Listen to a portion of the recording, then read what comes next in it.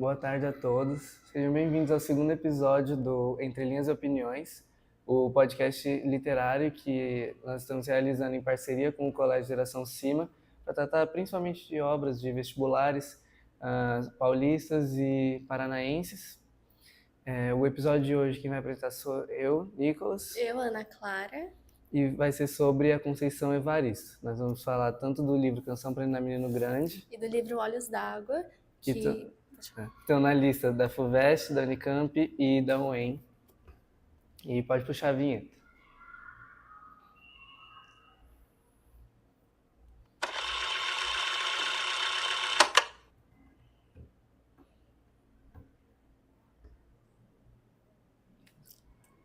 Pode falar. Pode? Tá. Ok. Então, a gente vai começar apresentando a autora, para quem não conhece. A Conceição Evaristo, ela é uma mulher ainda viva, hoje ela está com 79 anos, e ela é mineira, e ela tem uma origem muito humilde. Dá para ver isso principalmente quando a gente vê a trajetória acadêmica dela, porque ela só conseguiu completar o ensino médio com 25 anos. Somada à questão financeira dela, ela também é negra, e que soma aos problemas do racismo, e esse conjunto de coisas que influenciaram, logicamente, a vida dela, vão ser transmitidos nos livros dela. O principal conceito que ela vai abordar, mais no Canção para Menino Grande, onde ela define o que é, por mais que seja o livro mais recente do que Olhos d'Água, é a escrevivência, que é a escrita a partir da vivência. Só que quando você coloca nessas palavras, que não são necessariamente as palavras que ela usa, parece que é uma coisa que você viveu, uma experiência sua, e não é só isso. A Conceição Evaristo, por exemplo, no Olhos d'Água, ela vai tratar de vários contos, tanto com protagonistas masculinos quanto protagonistas femininas. Então, a vivência é também das coisas que você observa, né? Por exemplo, o Nelson Pereira dos Santos, que é o... Pode colocar a imagem, por favor? O Nelson Pereira dos Santos, ele é um diretor, ele foi um dos inventores do cinema novo, e ele dirigiu tanto o Rio 40 Graus quanto o Rio Zona Norte, que é o que vai estar aparecendo para vocês. Coloquei Rio Zona Norte porque eu acho um filme melhor, mas isso é questão de gosto. E ele é de uma família, ele vem de uma família rica, né? Ele é branco, e mesmo assim, ele, a partir da consciência de classe que ele criou pelo estudo, porque ele ia muito ao cinema, ele convivia muito com vários grupos, ele consegue dirigir um filme que retrata os problemas que a comunidade negra que mora em lugares periféricos, né, nos morros do Rio de Janeiro, muito bem, como ele faz em Rio Zona Norte. Então, pode falar. Tá. Olhos d'Água é um livro que ele tem 15 mini contos, e entre eles, como falou, a maioria são sobre mulheres. São 9 contos que falam sobre mulheres, 4 contos que os protagonistas são homens ou meninos, e alguns contos que não possuem protagonista principal, mas todos eles abordam temas que eu imagino são todas histórias fictícias, mas são histórias que a gente sabe que acontecem na vida real. Todos eles são focando tanto na trajetória de vida tanto na trajetória de vida de pessoas negras ou pessoas pobres. São todos protagonistas negros, se não me engano. E a maioria dos contos, o nome, ele é intitulado com o nome do protagonista. Então, a simbologia nos traz. Os contos recebem os nomes de seus protagonistas, porque por mais que essas pessoas... A gente vê em coletivo pessoas que morrem para a criminalidade, a gente vê em coletivo pessoas que sofrem com alguma condição social, mas a gente sempre vê o coletivo. E nos 15 mini contos, a maioria deles abordam a trajetória de uma pessoa, e o título... E o conto ser intitulado com o nome dessa pessoa traz a individualidade que ela merece, conta a história de vida dela. Então, igual a Ana falou, eu estava vendo esses dias, né, lendo sobre essa guerra que está tendo atualmente do Irã contra Israel e Estados Unidos, que a gente, depois, principalmente dessa globalização geral da internet, essa democratização da internet, a gente tem relativizado muito a morte, né? Muito mais do que antes, porque, por exemplo, antigamente você pegava um jornal e você conseguia ler o nome das pessoas que morreram. Dando um exemplo, o atentado que teve numa escola, né, infantil no Irã, falam que foi 127 pessoas, mas não dão nomes, são só números. E os contos, eles abordando, assim, abordando as pessoas, mostra a individualidade de cada um e conta histórias que, por mais que a gente possa, por mais que muita gente não conviva, pelo contexto histórico onde a Constituição vai estar inserida, pelo meio social onde ela estava inserida, são histórias que ela conta, às vezes com muitos detalhes, são histórias muito tristes, que a gente lendo, a gente não consegue ter noção de quão triste é. Já comecei a citar os contos? Pode ser? Começa pelo primeiro. Sim. Então, o primeiro conto é o conto Olhos d'Água. Ele conta a história de uma mulher, uma mulher de origem uma mulher de origem pobre que se mudou da casa da família dela.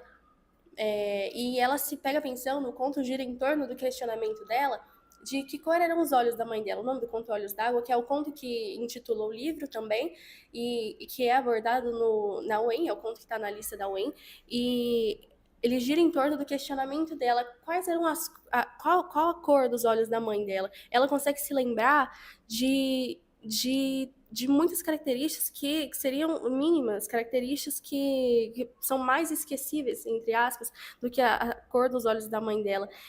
E ela ela cita um parágrafo e no final, mas quais eram? Qual era a cor dos olhos de minha mãe? E no final do conto, ela conclui que a cor dos olhos da mãe dela é cor de olhos d'água. Ela os define como, como olhos de águas correntes.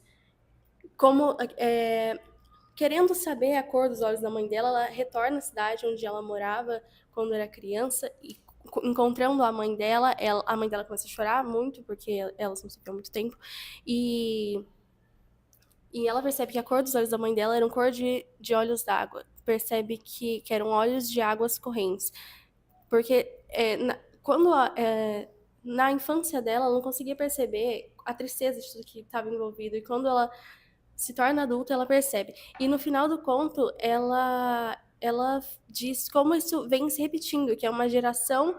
São olhos que choram todas as águas do mundo. Isso veio de uma análise de uma doutora em literatura chamada Miriam Bevilacqua, e ela diz que ela define esses olhos como olhos que choram todas as dores do mundo. E são dores que transmitem de familiar a familiar, porque tanto ela não sabia a cor dos olhos de mãe dela, e no final ela cita essa situação com a filha dela, em que a filha dela se pergunta quais são os olhos dela, qual a cor dos olhos dela, qual a cor dos olhos da própria mãe, assim como ela se perguntava quando ela pensava na mãe dela.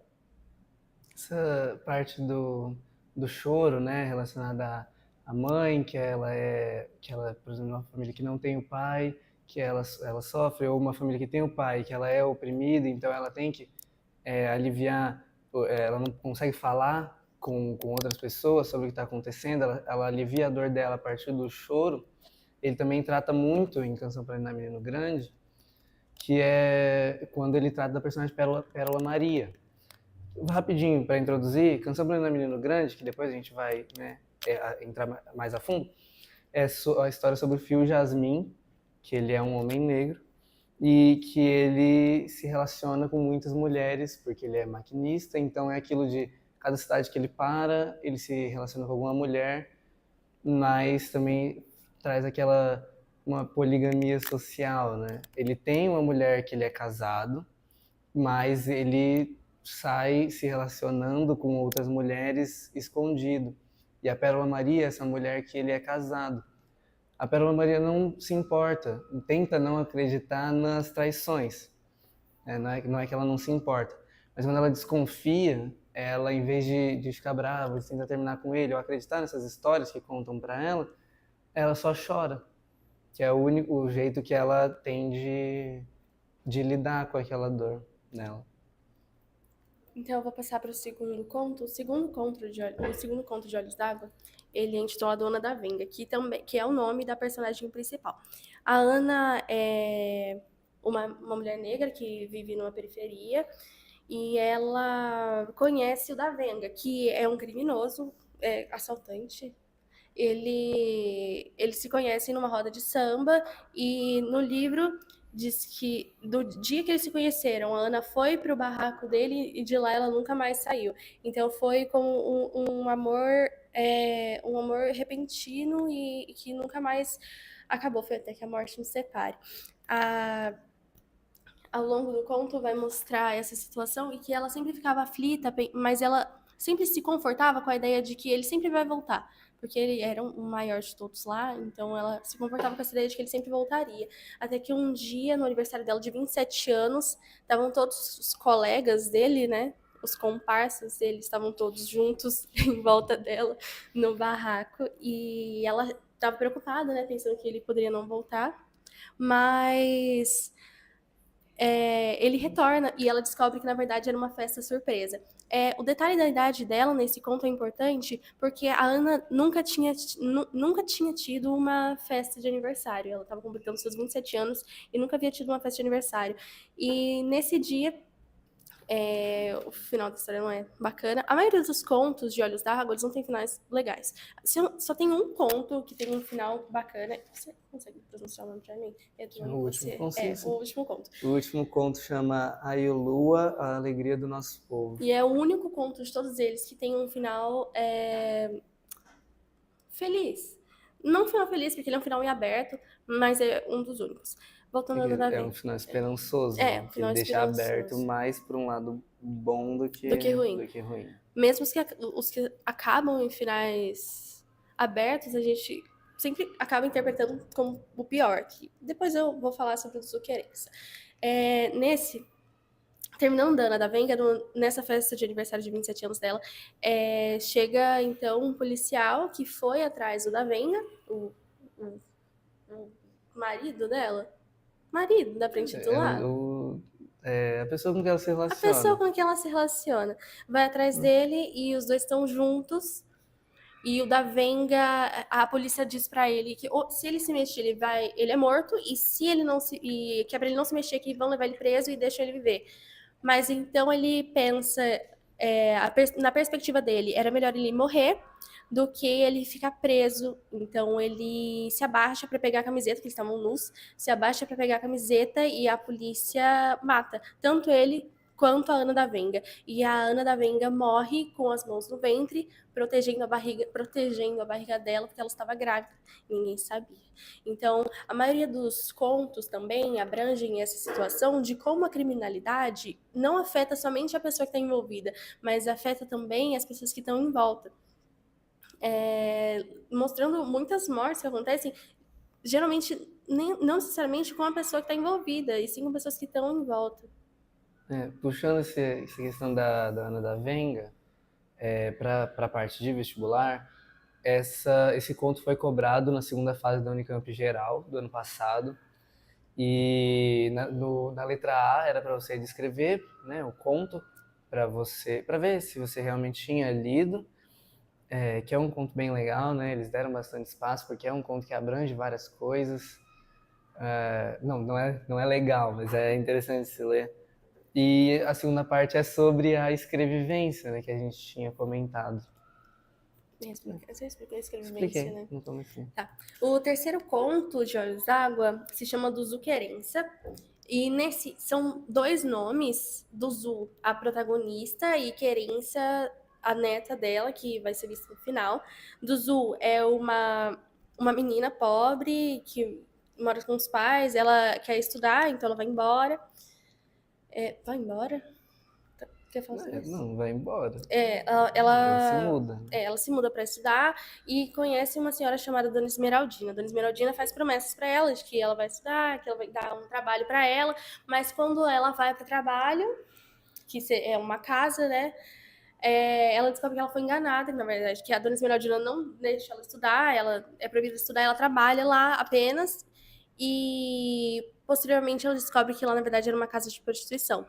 e ela acaba se tornando uma prostituta, envolvida em tudo aquilo, mas desde uma moça jovem, menos de 18 anos, com certeza, né? Vai uns 14, né? Mas é que ela vai lá para lá mais nova, uma parte que é anterior a ela virar, é como ela descobre que é uma casa de É, prostituição, né? Porque é um casarão e ela é muito inocente, até porque ela é bem criança ainda. E ela abre a porta enquanto tem um casal, né, se relacionando, e ela sente interesse por aquilo. Ela era proibida de abrir as portas sempre, e ela sente o interesse por aquilo, até que, em uma das vezes que ela abre a porta, o homem, né, do casal ali chama ela. Ela ainda tem provavelmente menos de 14 anos. Aí, quando a dona Esmeraldina descobre que ela tem trabalhado com isso, porque os homens, eles dão recompensas pra ela. É uma moça jovem, ela é inocente, então ela não entende o que ela tá fazendo, que o que eles estão fazendo de errado. A dona Esmeraldina descobre que ela tá sendo recompensada por isso, monetariamente, e expulsa ela de onde ela... da casa de prostituição onde ela trabalhava. Então, ela passa a vida rodando por casa de prostituição, ela tem vários filhos e ela teve nove filhos. Teve 9 filhos. Ela teve 9 filhos.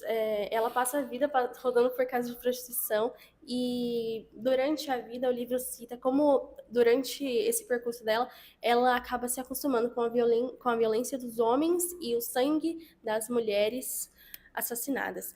É, uma frase bacana, não é bacana, né? Que ela se habituou com a morte como forma de vida, porque ela passou a vida dela vendo esse tipo de violência. E aí no futuro ela tem os filhos dela, tem os netos dela, e são 3 netos em especiais que ela mais gosta. Um deles, que é o Tati, que ela perde pro crime, e tem a neta dela Querência.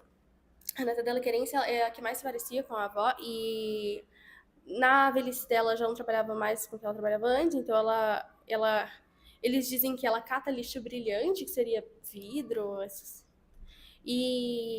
ela morre. Não fala no livro se é suicídio, o que aconteceu, se foi de Mas velhice. dá a entender, É, porque ela começa a apresentar como se fossem uns delírios. É dia é, de carnaval, se não me engano.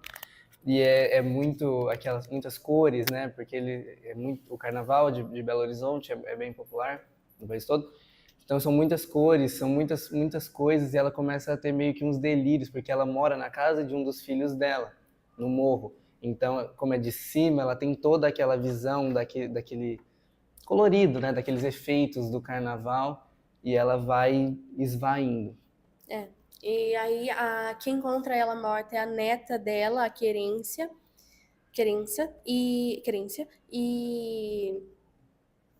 o final do livro, o final do conto não fala o destino da Querência, mas o título sugestivo de que vai de Duzu até Querência, que seria o começo e o final do conto. E no final, a gente não consegue saber se ela escolhe foi ela que encontrou a avó dela morta, se ela escolhe seguir a vida dela depois daquilo, ou se ela vai pelo mesmo caminho da avó, porque ela encontra a avó. A gente não dá pra gente saber. Supõe-se que ela tenha ido pelo pior caminho, mas é só porque o livro gira em torno dessa atmosfera. Mais para baixo, né? É, Mais negativo. é.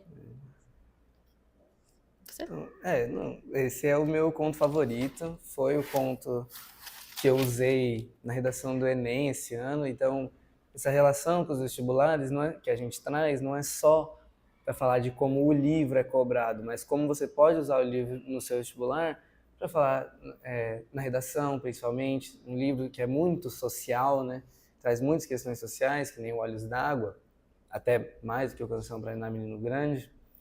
Ele pode ser muito útil e também desenvolve seu pensamento crítico, sua consciência de classe, tem um desenvolvimento pessoal e acadêmico. Passando para o quinto conto de Olhos d'Água, eu vou fazer um resumo até talvez o sétimo conto e aí a gente passa para a Canção para Ninar Menino Grande. Uhum.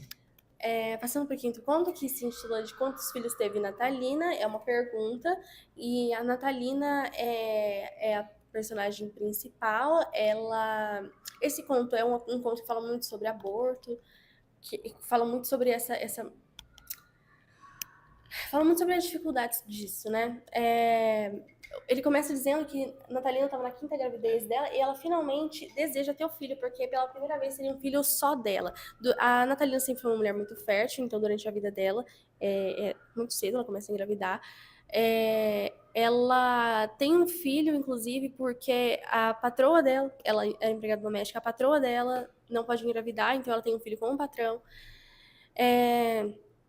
E ela já tinha feito muitos abortos, inclusive nesse conto fala sobre a Sapra Shedes, que seria uma parteira, mas que também abortava as crianças ou ficava com bebês. E eles usam termos engraçadinhos. Infelizmente. Eles falam que para assustar as crianças, falavam que Sapra Shedes comia criança. E isso me lembra no livro Tudo é Rio, da Carla Madeira, onde tem também uma mulher que também chamavam ela de comedora de crianças.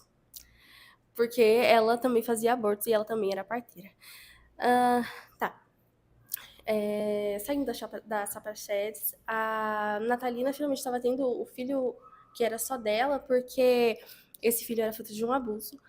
2 homens teriam ido até a casa dela quando ela estava sozinha, indo atrás do irmão dela. Ela não tinha irmão, porque há muito tempo atrás ela tinha deixado a família, dos pais e irmãos.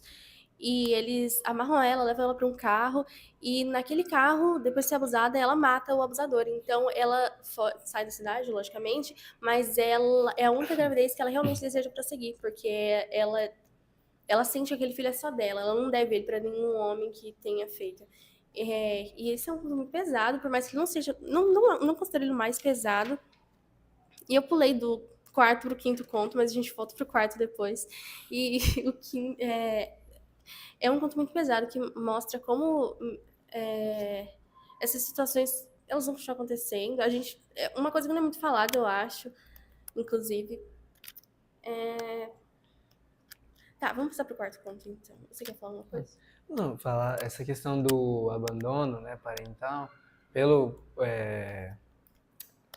ambiente que a Conceição Evaristo cresceu, ele é tratado muito nas obras dela, né? O Conceição Evaristo, Menino do Grande, é todo em torno disso, como a ausência paterna vai afetar as meninas, né? Que vai ser também um tratado de meninas, de contos, de mulheres, na verdade.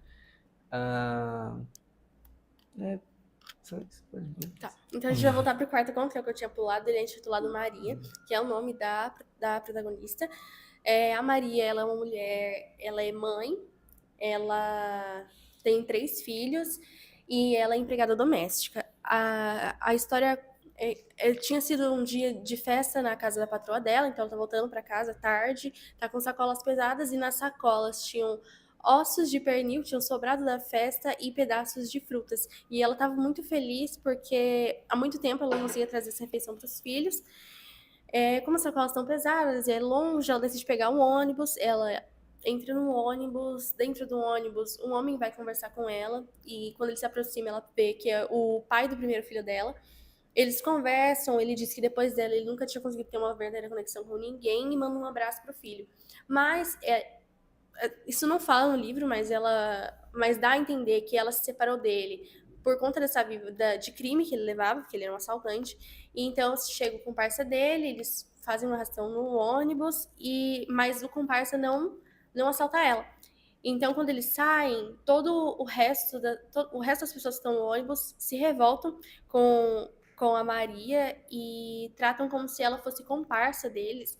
Então, eles batem nela e lincham ela até a morte. E esse, pra mim, é o pior conto. A Maria, ela morre pensando que ela tem que voltar para casa para falar pro filho dela que o pai mandou um abraço. Porque bom, os filhos não têm contato com os pais, e ela é morta pensando numa coisa tão simples. Pra gente, a gente não pensa como isso é, né? Uma coisa tão simples.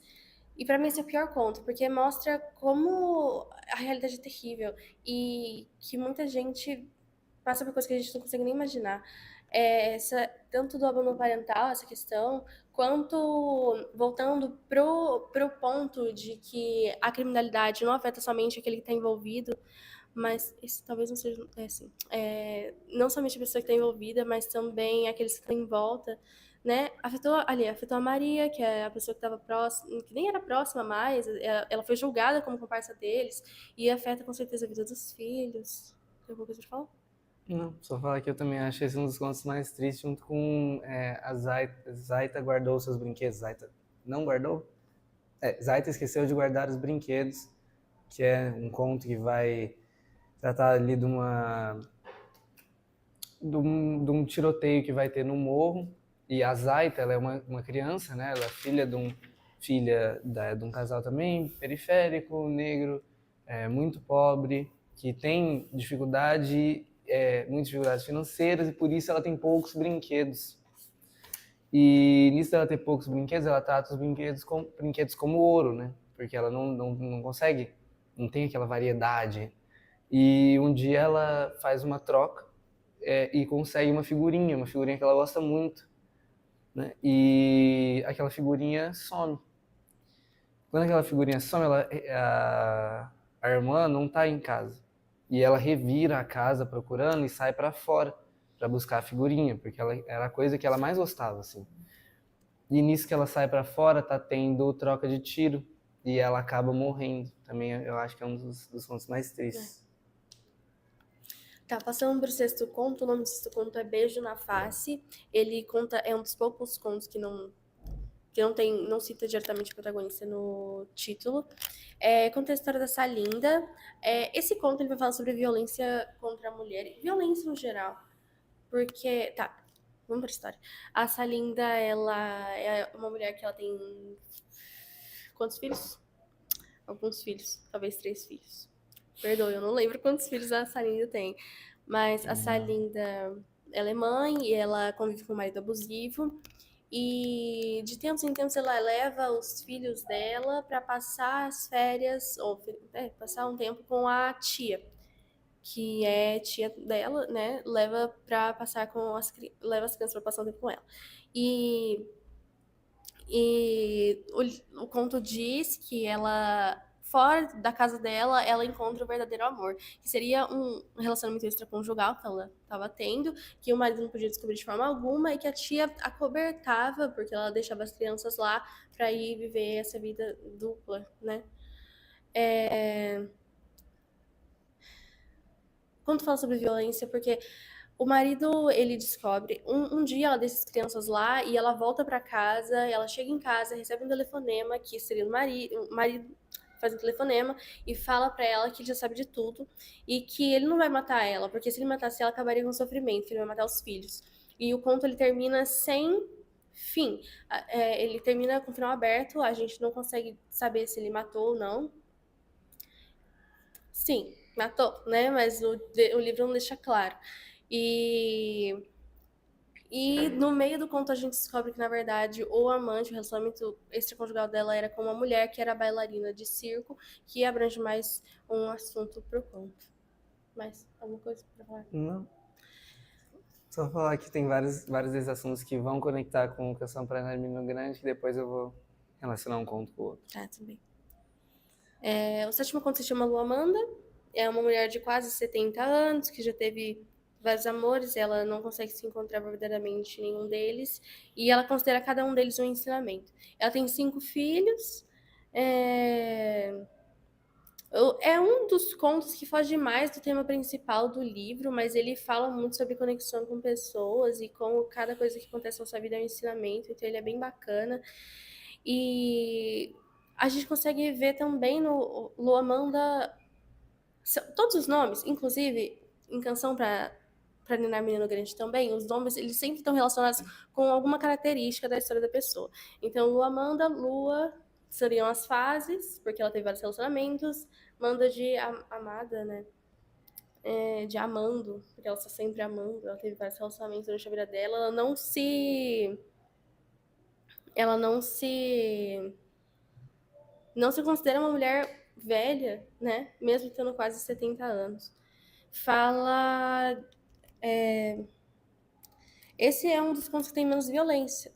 Praticamente um conto não violento, né? Junto com o próximo conto, ou o conto anterior. Com Com... Com o com. Como a Ana Clara falou, os nomes eles têm muitos significados para Conceição Evaristo. E nessa questão dos contos, eu acho que fica legal, né? Igual da Lua Amanda, eu acho que fica legal. No Canção para Ninar Menino Grande, eu acho que às vezes é desnecessário. Às vezes tem uns nomes que não é legal de colocar. Não nas pessoas, mas principalmente nas cidades com que ele vai passando. Porque, por exemplo, uma cidade chove muito, ela vai chamar Águas Infindas. São coisas que são meio bregas, assim, que não sei se... Mas isso é questão de gosto, né? Pode continuar com... Tá. Junto com a Lua, a Alegria de Nosso Povo, que é o conto que a gente citou. É o último conto do livro todo, então vou deixar pra falar ele depois. Mas eu vou falar de... É o último conto que eu vou falar sobre isso, inclusive, que ele também entra no ponto como a criminalidade mata e que a gente não... O nome do conto é A Gente Combinamos de Não Morrer. Conta a história, ele não tem só um protagonista, né? É a história de uma turma de crianças, tinham meninos e meninas. As meninas, para selar a amizade delas, elas decidem fazer uma combinação do sangue de suas menstruações, e os meninos combinam de não morrer. Por isso o nome, A Gente Combinamos de Não Morrer. O conto fala sobre violência, porque mesmo eles combinando de não morrer, muitos deles morrem, principalmente para o crime, e muitos jovens. Então, eu acho que esse é o ponto principal do livro. Talvez não o ponto principal, talvez o ponto principal. É o conto mais longo. É o que é melhor desenvolvido, eu acho. O conto mais desenvolvido. E mesmo assim, ele tem menos de 10 páginas. Ele não chega a 10 páginas. Não contei, mas ele não acho chega a que 10 não. páginas. Em um ponto passa de 10 páginas e eles são desenvolvidos. E a Iolu, a alegria do nosso povo, a cada bebê negro recém-nascido é uma comemoração para eles, porque traz uma esperança de que o futuro pode ser melhor, porque as pessoas que são mais velhas, né, tiveram toda a luta da vida delas, e para essa luta não ser desperdiçada, tem essa palavra assim, mas não gostaria de usar ela, para essa luta ser seguida, valer a pena, né? Cada nascimento de cada bebê negro recém-nascido para eles é uma conquista. E a Yolua é o nome de uma bebezinha que nasceu. Então é um conto que termina sem fim, sem final, termina sem conclusão, mas por ser o último conto do livro, eu acho que ele fala muito sobre a esperança e termina com esse final esperançoso, o livro todo. Aquilo de ser algo meio cíclico, de quando você tem uma sociedade igual a nossa, se você tem uma onda por exemplo, de uma onda de conservadorismo, é tendência que a próxima seja uma onda de algo mais livre, né? Mais progressista. Esse contraste que vem em reação à onda anterior e vai fazendo isso ciclicamente. Tá, então, só para terminar, fazer uma leve análise dos contos. São contos todos realistas, por mais que sejam... Eu já falei isso, né? São contos fictícios, mas são histórias realistas. É uma realidade que gira em torno da mulher negra e pobre, estando em qualquer papel social. E o conto... Nenhum dos contos busca esconder alguma coisa, eles são sempre muito explícitos, eles sempre falam o que eles têm que falar, não tem muito jogo de palavras, é uma leitura que a narrativa do conto suaviza o peso social que ele carrega. Os contos podem ser contados em primeira ou terceira pessoa, a maioria dos contos são em terceira pessoa, mas mesmo sendo em terceira pessoa, eles trazem riqueza de detalhes, não tão porque são mini contos, né? Mas eles trazem detalhes, eles trazem realmente uma familiaridade com aquilo. E né, por conta do envolto social que a Conceição Evaristo, a autora, está inserida. Eu falo da questão da linguagem ser simples, não é que seja complexa, no Canção para Ninar Menino Grande, mas ela é uma linguagem muito mais poética e por se tratar, não ser em primeira pessoa, alguns, por exemplo, essas fugas da norma culta, igual no A Gente Combinamos de Não Morrer, né, que seria um erro, questão da norma culta, ele não acontece no Canção para Ninar Menino Grande. Mas a Conceição Evaristo, ela usa muito do neologismo, principalmente juntando palavras com hífen, né? O corpo, cidade, que eu vou falar mais para frente, coisas assim. E alguns que, de novo, questão de gosto, eu não acho necessário, que é a questão dela trocar nudez por nudeza, ou do esquecimento pela deslembrança. São neologismos que ela usa muito no Canção para Menino Grande, mas que não fogem da norma culta, diferentemente do Olhos d'Água, né? Então, Pode falar. não ia já Pode entrar começar. no Canção para Menino Grande. O começo dele é falando sobre a escrevivência, assim como a gente começou, né, na dedicatória. E é importante falar, para quem for prestar o vestibular, e também para quem vai ler, porque é mais interessante, que busque a segunda edição. Eu não sei se dessa capa tem primeira edição, eu sei que em outras capas tem primeira edição. Busque sempre a segunda edição, porque a segunda edição ela tem capítulos a mais. Ela tem um capítulo inicial chamado Das Minúcias ao Engrandecimento, que não só explica essa questão de adicionar mais relatos, mas ele também vai falar de uma parte importante do livro, que é a questão da oralidade. Ele começa apresentando uma narradora, que a gente não sabe quem é, mas como eu já vou falar do livro todo, para deixar mais fácil, é a Conceição Evaristo. No finalzinho do livro, ela assina tudo aquilo, né? Então, deixa eu entender que é a Conceição Evaristo, a autora, que ela vai relatar, a partir do que foi lhe contado, que uma amiga dela, né, a Juventina Maria Perpétua, ela, e de novo, esses montes de significados que os nomes carregam, Juventina vem de uma pessoa mais jovem, né? Então, a Juventina ela vai contar os relatos das mulheres que se relacionaram com o fio jasmim, que... Depois vou falar quem é, mas antes, no Das Minúcias ao Engrandecimento, ela fala que quando se é relatado algo oralmente, coisas são exageradas, são mudadas, né? Muitos fatos são mudados. Então ela não sabe se tudo que a Juventina conta é realidade ou se é ficção, mas ela decide acreditar na Juventina e tratar como realidade, por mais que, quando a gente vai ver, tem várias coisas que são meio fantasiosas e que não teria sentido de acontecer na vida real. Uma delas é esse enaltecer o fio jasmim em excesso. Assim, todo mundo gosta dele e nada que ele faz as pessoas são contra, né? Mas, inclusive, o primeiro capítulo já é dele. Dele não, já é da Juventina, né? Que é um capítulo que fica meio solto até o final do livro, porque a Juventina foi uma das últimas mulheres dele, junto com a Pérola Maria. Foram as duas que sobraram depois que ele já ficou mais velho, né? Mas fala ali, mostra a Juventina como uma pessoa muito apaixonada por ele, que manda cartas para ele, cartas que não são correspondidas.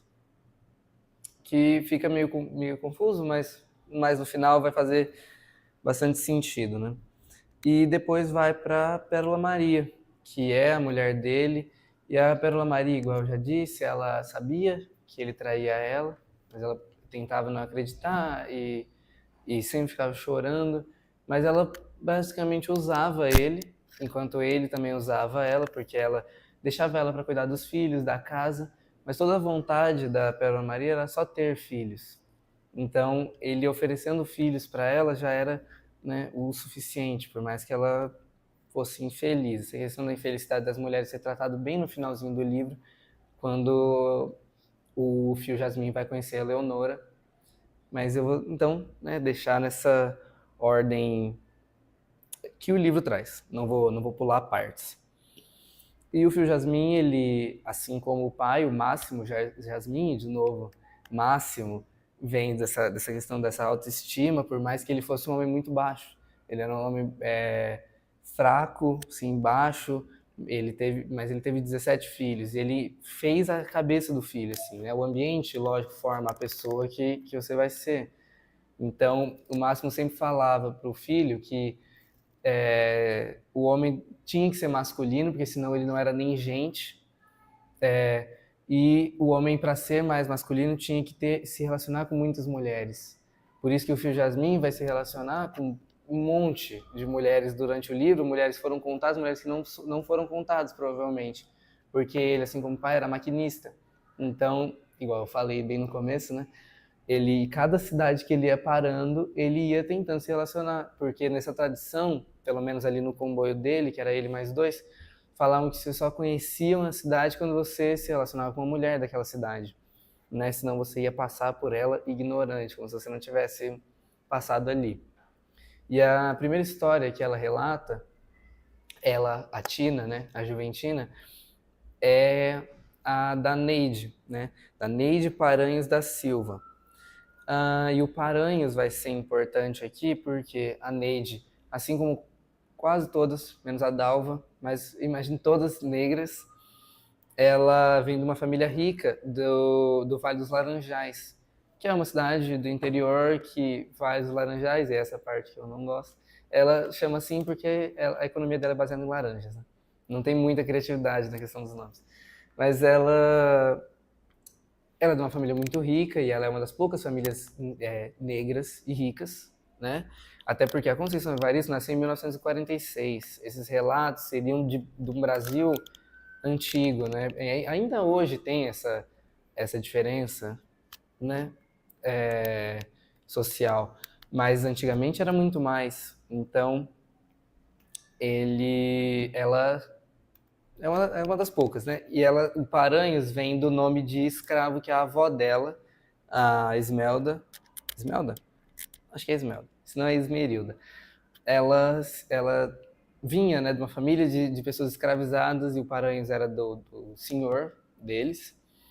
E ainda existe essa família de senhores Paranhos. Então tem essa disputa entre o Paranhos deles, o Paranhos das pessoas brancas. Já traz essa questão do racismo, que vai tratar em todos os livros, no livro todo dela, né? A principal coisa que vai ser tratada. Assim, a Neide, ela é jovem, então tem a tradição de quando tem a colheita de laranjas, eles darem para os maquinistas doces, coisas assim de laranja. De presente mesmo, porque eles produzem muita laranja e geralmente são escolhidas as mulheres jovens das famílias para atrair, né, para eles poderem receber bem.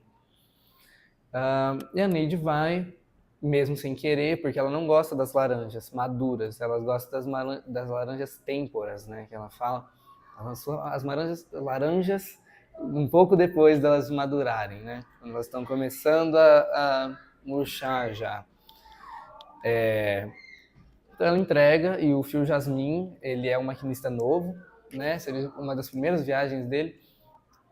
E quando ele vai pegar o negócio, a cesta, né? Onde estão as coisas, ele segura a mão dela, assim, passa a mão dela e ela percebe não, ele percebe que ela gosta, que é algo meio mútuo, né? Esse desejo. Porque todas as mulheres no livro vão desejar ele. Todas. Assim.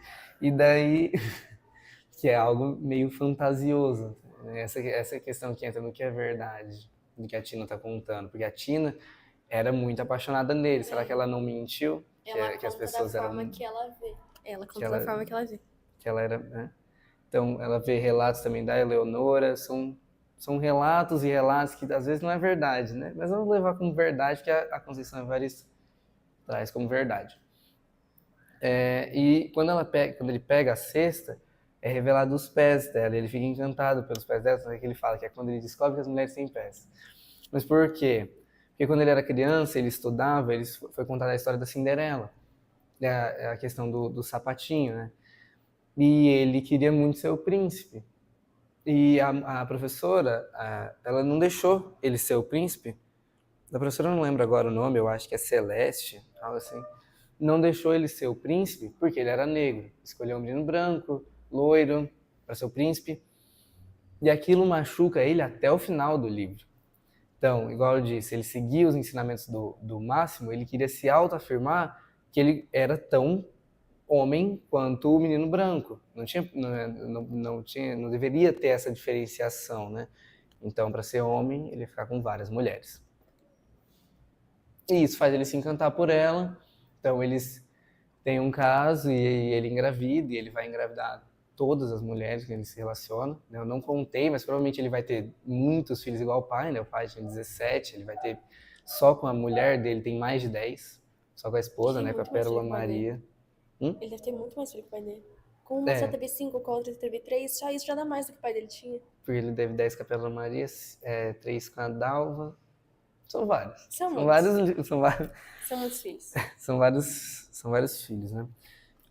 E também trata dessa questão da avó da Neide. Ela sabia e ela era a única que não julgava, porque a avó da Neide ela já era muito infeliz com essa questão da troca do nome para o Paranhos, porque ela tinha um nome africano antes, um sobrenome africano, essa perda da cultura, e também porque a Neide não queria estudar. Ela já era rica, então ela não queria estudar, ela queria só ficar lá, cuidando da família dela, e isso ia deixando ela cada vez mais feliz e ela ia ligando menos para as coisas. Então, quando a Neide revela que está grávida de um homem que foi embora, ela não se importa.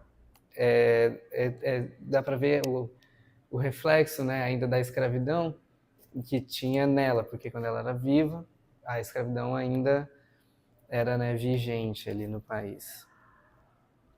Então, esse primeiro capítulo, esse segundo, na verdade, capítulo, né, ele vai tratar de uma terceira parte que é sobre a Angelina.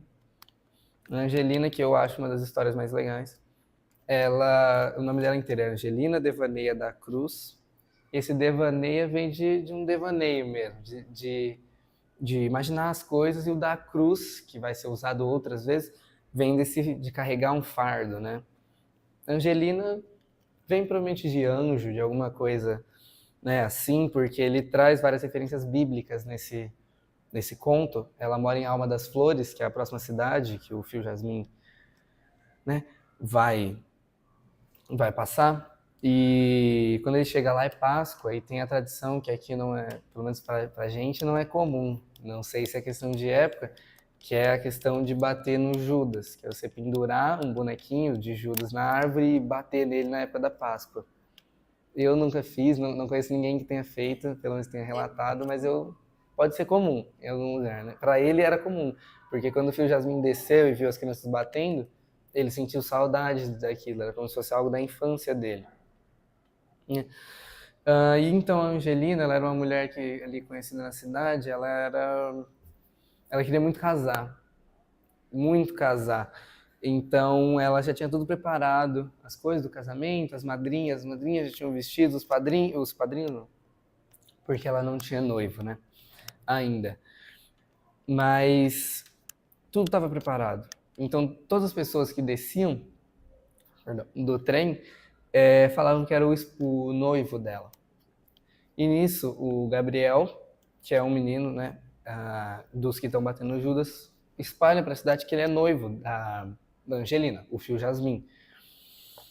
Só que o Fio Jasmim, numa piada ali entre eles que eu digo o comboio dele, né, ele vai para frente com essa história. Fala que é mesmo o noivo dela.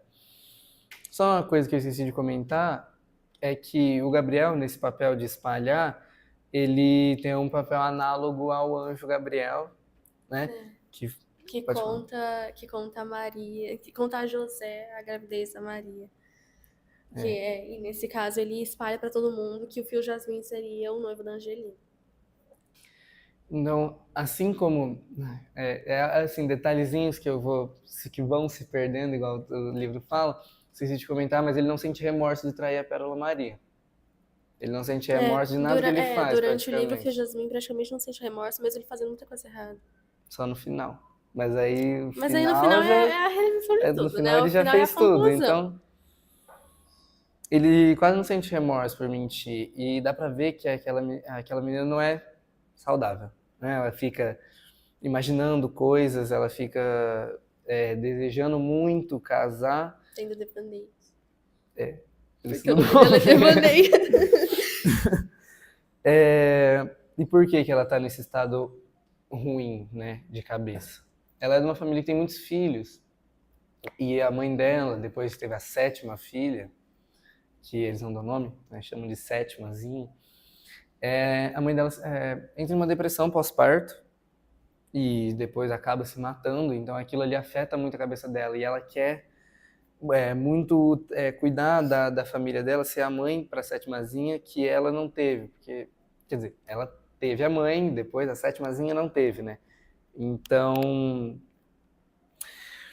quando ela quando ela vai se casar, ela fica muito feliz, ela fica muito esperançosa, tanto é que ela até larga tudo que ela estava fazendo para poder se casar.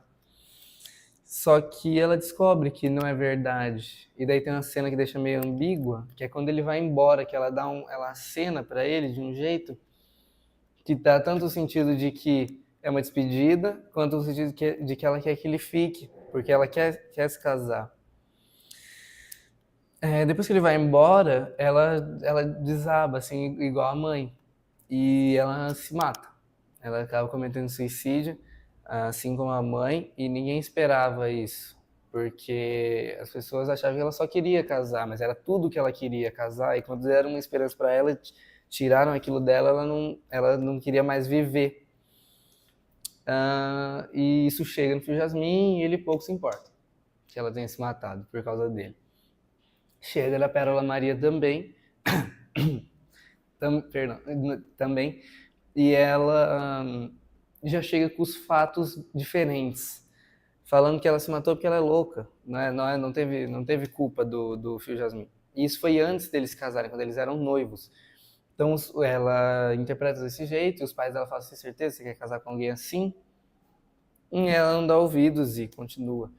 E uma coisa que deixa aqui, né, principalmente nesse comecinho, que deixa confuso, é se a narradora é a Conceição Evaristo ou não, igual eu disse, é a Conceição Evaristo, mas você vai ver, quando você for ler, se você for ler, né, vê que tem bastante essa confusão, porque se for a Conceição Evaristo, pode ser histórias reais.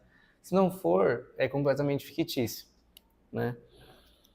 E a próxima história, né, próxima cidade, cada um vai numa cidade, que conta é a da Aurora Correia Liberto. E isso eu acho que é um nome também bem objetivo, né?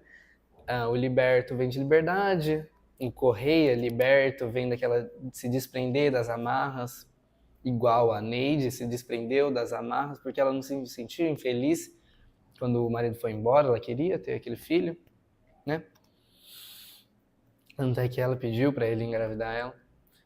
Ela se livra das amarras porque a Aurora, e daí numa desculpa, que eles usam várias dessas desculpinhas para tentar justificar, lógico, de forma irônica, não é a Conceição Evaristo tentando concordar com esses atos. Concordar ali, falando que ela só faz as coisas que ela faz porque ela nasceu, a moleira dela demorou para se fechar. Então ela seria meio mal da cabeça, assim, né? Algo meio cômico também, né? Mas as pessoas acreditavam em muitas coisas antigamente que hoje a gente sabe que não faz sentido. Então, ela gostava muito de tomar banho no rio, nua, no rio Naipã, né? E era só isso que ela gostava. As pessoas reprimiam muito isso, as mulheres da família principalmente, porque ela ia lá sendo menor de idade, e os homens, não só os homens, as pessoas no geral ficavam assistindo ela e se masturbando. E daí entra a questão da diferença entre o homem e a mulher, que o homem fazia isso abertamente, os homens, não todos, mas as mulheres faziam isso escondido, todas, aí, né, numa questão coletiva. Então, mesmo ela sendo assim, ela não ligava para os outros que estavam ali. Ela não sentia vergonha e ela também não sentia que ela estava convidando ninguém, né? Até ela estar nua num lugar público não quer dizer que é um convite para as pessoas irem lá assediar ela. Mas ela não se importava. Então as pessoas começaram a especular porque ninguém se aproximava dela por fora. As pessoas desejavam ela, mas não se relacionavam porque não gostariam de, né, se relacionar com alguém que fica nua publicamente, que passa o que ela passa. Então as pessoas começam a especular coisas sobre ela, e isso vai ser muito comum. Eles vão especular muito sobre muitas mulheres, principalmente as que têm dinheiro. No caso da Neide, não, porque ela tem família. As mulheres que não têm família e têm muito dinheiro vão especular muitas coisas sobre elas, principalmente na questão da prostituição, né? Então, a Aurora, ela conhece o Fio Jasmim quando o Fio Jasmim para em Alma das Flores. E ele, no caminho, os maquinistas contam sobre a Aurora. Então ele vê como ele vai lá ver, né? Uma questão de curiosidade. E quando ele chega lá, ela tá vestida já. Então, no outro dia, ele chega mais cedo. Outra coisa que eu ia falar, que eu acabei esquecendo, que é essa questão do assédio. A tia dela, chamada tia Prudência, porque ela é mais prudente do que as outras da família, ela, ela ensina como ela deveria se defender caso alguém tentasse passar a mão nela, né? Que é ela seduzir o homem e chutar ele. O que ela faz? É o que ela faz quando tentam. Então, Normalmente. Até o Fio Jasmim. Tá chamando. não, Fio Jasmim ela não faz isso. Exatamente. Até a chegada do Fio Jasmim. Mas ela faz uma vez só. Tudo bem, fala. Então, quando... a questão, a alma das flores, né? Eu não expliquei do porquê, mas é porque tem muitas flores azuis e a alma é relacionada, a questão astral é muito relacionada a essa cor azul, então fica ali, alma das flores, né? Então ela faz essa história ficar famosa. Então o Fio Jasmim se vê numa espécie de desafio, ele precisa sempre se autoafirmar que ele é bom o suficiente. Que não tem, as pessoas, pelo visto, não diziam isso pra ele quando ele era criança, então ele precisa sempre se autoafirmar. E ele tenta conquistar ela, chegando mais cedo que todo mundo. E ele consegue, né? Assim como sempre, ele sempre consegue conquistar a mulher. E daí, quando ele conquista ela, ele gosta tanto que ele perde a hora. Então o trem que era para sair, por exemplo, dia 1º, lógico, não tem contagem de dias, mas dia 1º de março, à tarde. Saiu dia 2 de março de manhã, porque ele atrasou bastante ali, e aquilo ali revoltou muito os maquinistas. Depois que ele foi embora, ele vai para Remanso Velho, mas a Aurora ainda sente falta dele. E isso vai ficar mais presente nos outros contos, mas até agora, né, a gente viu, não são contos, nos próximos capítulos, mas ele... Já. Tá, então dá uma agilizada. Ele vai ver essa parte da questão que ele marca muitas mulheres, as mulheres não marcam tanto ele. Como a gente já se estendeu muito, a partir daqui, né, por mais que tem várias histórias interessantes, a da Antonieta, que vai falar agora da questão que eu tinha falado de julgar uma mulher de dinheiro, como é que essa mulher tem dinheiro, se ela não é casada com um homem rico, né, será que ela se prostitui? A questão da Dolores dos Santos, né, Antonietas Veritas vem em contraste com o Padre Hipócritas, que é lindo um nome. personagem. Porque ele é um padre que se relaciona com mulheres. Ele com fere muitas. o voto de castidade. É o melhor nome. É o que mais combina. É melhor que as laranjeiras. Esses nomes. Daí tem a Dolores dos Santos, que é também uma mulher rica, mas essa não tem tanto questionamento, porque ela herdou da família, né? Que ele vai ali se relacionar, e eu acho interessante como ela tem uma construção de temer muito os homens. Isso vai entrar em contraste com outra personagem que eu vou falar, que é mais pra frente. Mas ela teme muito os homens porque ela nunca teve uma figura paterna para ela. Sempre porque a mãe dela engravidou na adolescência, daí o avô não queria contato, e daí ele foi perdendo. E o Fio Jasmim meio que muda isso. O Fio Jasmim vai sempre mudar as mulheres, né? Por mais que no começo ela tenha desconfiado dele, depois ela cede. Ela desconfia que ele tá traindo uma esposa, né? Porque ele fala que ia dar um presente para a irmã, e ela desconfia muito porque ela desconfia de todos os homens. E depois dela começa a ficar meio repetitivo o livro, né? A questão, a Dalva vai ser a única que não é negra, e também vai tratar de novo daquilo de como é que uma mulher consegue dinheiro. Só que a Dalva, sim, foi pra prostituição. Qual que é o segundo nominho da Dalva? A Dalva Amorato. Não, o outro. A Dalva Ruiva? A Dalva Ruiva porque ela é ruiva. Tá no nome dela. É a única. E é sinalizado. A Morato também. Ela cresceu, né, a partir do amor. Mas a Dalva, ela ela é legal porque ela se relaciona com a questão dos estudos, né? O do homem, ela, rapidinho aqui, ela se relaciona com um homem e ele fala que eles vão estudar juntos e ele vai estudar e ela acaba ficando para cuidar da casa, cuidar dos filhos, e o estudo dela fica de lado até que ele abandona ele para poder estudar, né? Isso é legal. Depois disso, ele vai começar a falar da Juventina, falar muito da Juventina, explicar como é que ela e o Jasmine se conheceram, porque a Juventina é meio que a protagonista, né? É a única mulher que ficou, além da esposa do Jasmine, a única amante que ficou com o Jasmine até o final. Não até o final, né? A gente vai ver, mas ela foi a que ficou por mais tempo, até a idade adulta. E eles se conheceram e os dois tiveram uma mesma reação, que foi ela ficou muito vermelha, como se ela tivesse tomado um tapa da presença dele, e ele sentiu como se ela fosse um sol, e ele quis apagar aquele sol, porque ele não quer se ver para baixo da mulher, né? Tem várias questões sociais aqui em todos esses capítulos, que é um livro que eu recomendo. Acho que eu gosto mais dele do que do Olhos d'Água, mas eu gosto muito dos dois. E a Juventina, ela nunca recebe nada, né? Você vê as outras mulheres, elas recebem filhos, que seja, né? Quem queria ter filhos, recebe afeto, que era o que elas buscavam. A Juventina nunca recebe nada. E mesmo assim ela é a que fica, porque eles têm uma relação mais forte. Talvez ele realmente fosse apaixonado nela, né? Mas eles têm conflitos, por exemplo, ela é virgem e ele não quer violar essa virgindade dela, e ela acha que primeiro é por respeito, mas na verdade é por um jogo sexual. Então eles geram aqueles conflitos e, por exemplo, ela mandar cartas, igual eu falei no primeiro capítulo. Aquilo irritava ele, porque ele falava que ela amava ele demais.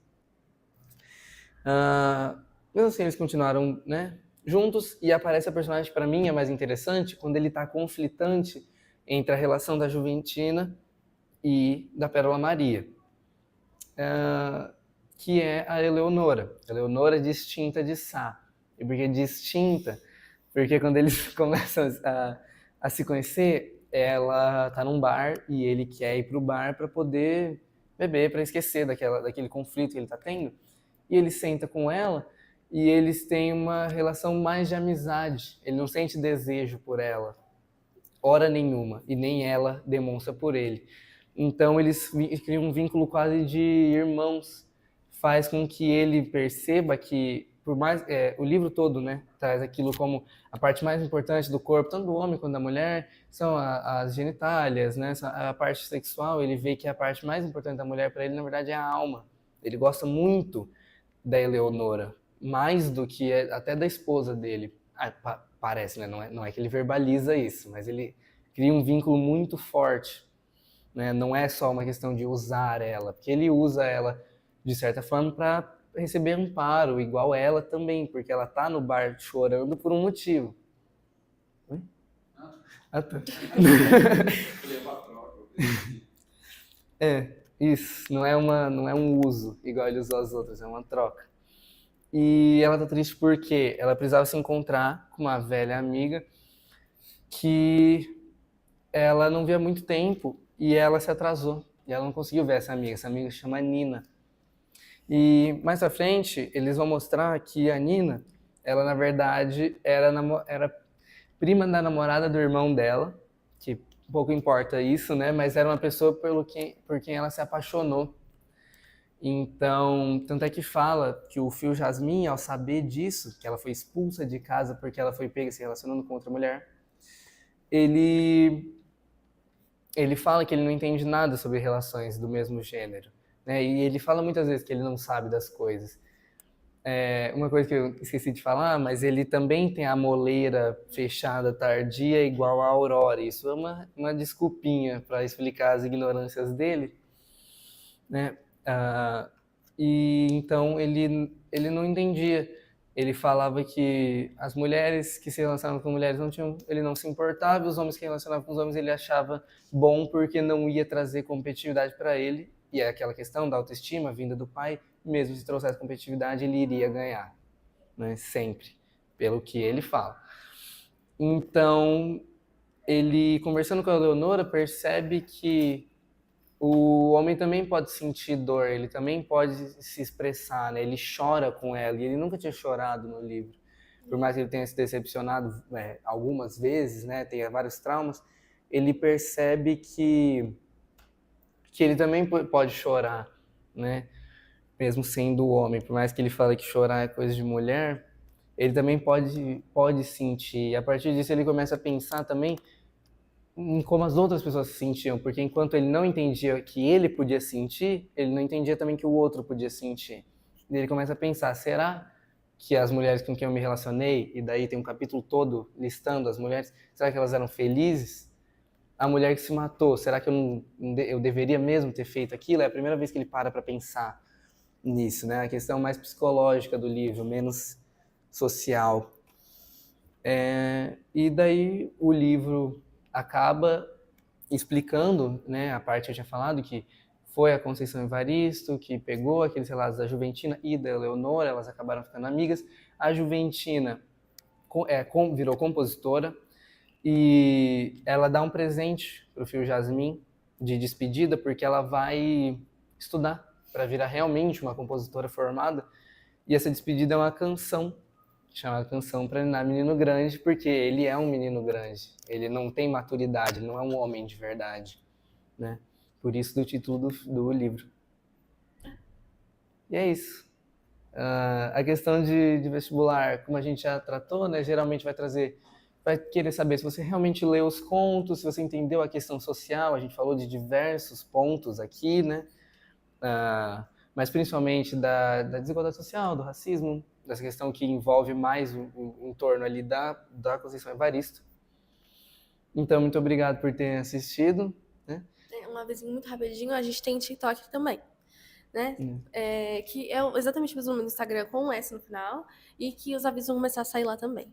E o aviso das artes novas dos nossos bonequinhos. É verdade, a gente esqueceu de comentar. Agora a gente tem artes e a gente queria enaltecer essa questão, né, de terem artes feitas realmente por pessoas.